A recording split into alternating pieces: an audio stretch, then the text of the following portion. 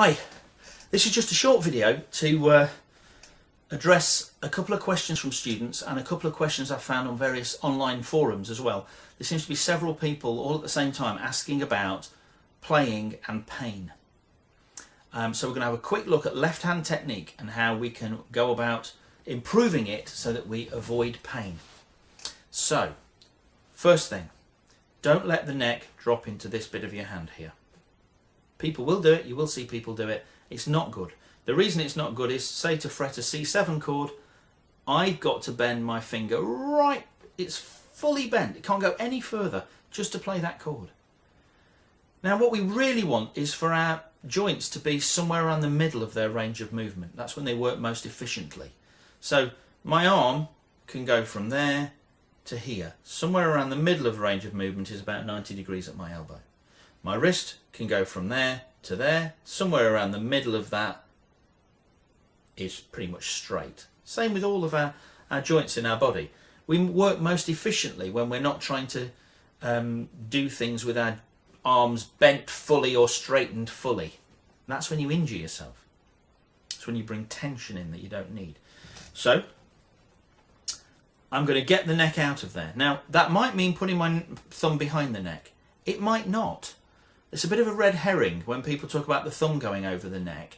The assumption is that if the thumb's wrapped over the top of the neck, then the neck is in there. Not so. That's a bit of a red herring. It's a small necked instrument. You're going to see the thumb pop over the top sometimes. The real thing to watch is keeping daylight here. So sometimes you'll see my thumb behind the neck, like when I'm playing bar chords. It's the only way to play bar chords really. If you're trying to play a bar chord without your thumb behind the neck, you are going to fail. Most of my students who come to me and say, that B flat chord that we were working on, I cannot get it. And I say, show me. And they go, whoa, whoa, whoa, no, stop right there. I can't play a B flat like that. It's ridiculous. There's no way I can play a B flat like that, so you can't. We need to get that thumb down here. We need to get space here. So when you're playing a bar chord, you really need your thumb around the back of the neck. The rest of the time, however, if it pops over the top a little bit, that's fine. Really, all my thumb does is run along the top of the neck when I'm not playing bar chords as a guide to where my fingers go. In fact, look, I'm not even squeezing. Which brings me on to the next thing. Don't squeeze. You don't need to put a lot of pressure on. Certainly not when you're playing open chords. There's hardly any pressure there, like my thumb's off.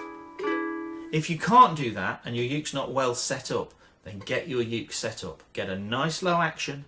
Get someone who knows what they're doing to get the action down at the nut so the strings are very close to the frets. Get the action down at the bridge so that you haven't got a great big action up here like an egg slicer. You're not going to be able to play with good technique on a badly set up instrument. The next thing to do is to think about the angle your fingers approach the strings. For a bar chord, I try and keep my fingers parallel to the frets. But for other chords, it's sometimes a good idea to have your fingers approaching at about 45 degrees to the frets. That G chord I'm playing there, for example, is nice and comfortable if my fingers come at that angle. But if I put my hand back to the parallel to the frets position, it's a bit of a squeeze. I've got to try and get my second finger under my first finger. It starts to get very difficult. So feel free to mess with that angle, the angle that your fingers approach the strings, to find the most comfortable way of doing it. We don't want elbows sticking out in the air, but you can do that little rotation there and you'll find that some chords work better one way, some chords work better the other way. So we've addressed that, which is, to me, that's the biggie. People are playing like this all the time. The angle of our fingers, the amount of pressure that we put on. Little experiment with that one is to play a chord with no pressure with your thumb at all, just touching the neck but not pressing on. And you see it's almost there but not quite. Some of the notes are ringing, some of them are a bit dead. Put a tiny bit of pressure on and a little bit more until eventually the chord rings out. When it rings out, that's the pressure you need, no more. It's a way of, you've really got to train your hand to not immediately go for that big squeeze just to make sure, and just play with the minimum pressure you need to make it sound cleanly. Finally, this angle here. You see how my strings are at an angle? this is good. You must have some kind of angle in there. It might not be as dramatic as mine, but there needs to be some sort of angle. And that means whether you're playing with it resting on your leg, whether you're playing with it on a strap, or even if you're playing in the traditional style with it tucked under your arm. It's not as dramatic an angle, but you can see I've still got an angle. Why do we need an angle? Well, if I put the uke straight, and then I try and play a B flat chord and try and get my fingers parallel to the frets, that's really, really rather difficult. I've got my elbow tucked into my side to get my hand in the right position, and I've dropped my left shoulder, so my right shoulder's come up. I don't look relaxed. Actually, it's starting to hurt my neck. It's quite tense. I'm going to stop that because that's painful. Imagine doing that for a whole gig. On the other hand, if I put this angle in, bring my hand up naturally, oh look, everything falls into place nicely. That finger's in the perfect position to bar, my elbow's not squashed into my side, my shoulder hasn't dropped, I'm much more relaxed. So keep a nice angle in there. You can also push the headstock out from your body as well. Some people think that the uke's got to be in, across this plane, across the front of your body, but it can go out, and a little bit of an angle out gives you a whole load more room here.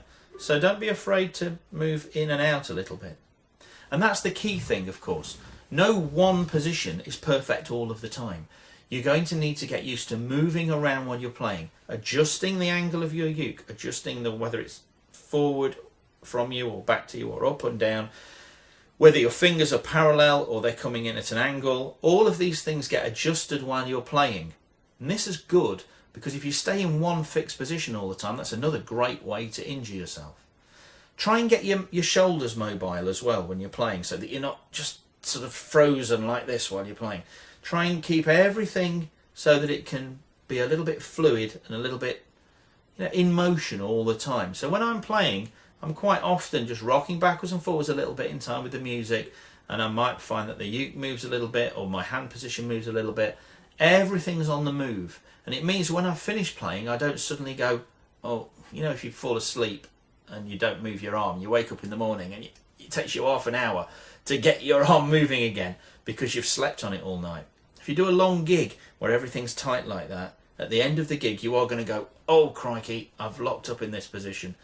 If you're relaxed and everything's in motion during the gig and you're just keeping everything gently changing its position slightly, you'll find that you can relax a lot more easily. The music will come out better, and at the end of the gig you won't be reaching for the deep heat. So please try some of these things, experiment with them. Every time you find something that doesn't have to feel painful, because pain builds up. You can do something very bad technique wise for quite a long time sometimes, and you'll be doing little bits of damage in here, but you won't really get much pain. And then one day those little bits of damage will have multiplied up enough to give you symptoms, and that's when you suddenly get something. You could get something terribly bad, which means you can't play for a long time, but you certainly will get something that hurts, and you start then going, crikey, what's gone wrong? Well, it might have been going wrong for years. So it might not hurt immediately, but what you've got to be aware of is, if when I play this chord like that, is that comfortable? Would I want to do that for very long? And if the answer's no, then you have to go, right, well, how can I sort of change my position so that I can do that same thing and it's not uncomfortable? And that's what we're after. If you're not uncomfortable when you're playing, if you can't sense any tension building up, then you are much less likely to injure yourself from playing than if you can feel muscle tension, things being stretched or pulled or pushed into unusual positions. So please do experiment with these things and try them out. And I hope if you are having any difficulties, any discomfort or pain that's related to your playing the ukulele, I hope that some of these will help you get rid of that. But obviously I'm not a doctor, nor do I play one on television. If you do have any pain that you're getting from this, don't hesitate to go and see a doctor as well, because it might not just simply be a case of changing your technique. You might also need some treatment to undo damage that you may have done in the past. So don't rely on taking aspirins and painkillers and things like that and then go back to playing and make it hurt again. But hopefully Some of these things will mean that you don't get any discomfort and pain when you're playing. If you think I can be of any other help to you, or if there's anything you want clarifying in any of these, just drop me a line either in the comments on the video, or you can email me. I'll put that in the description of the video as well, and I'll be happy to help. Hope this has helped you, and I'll see you again soon. Bye.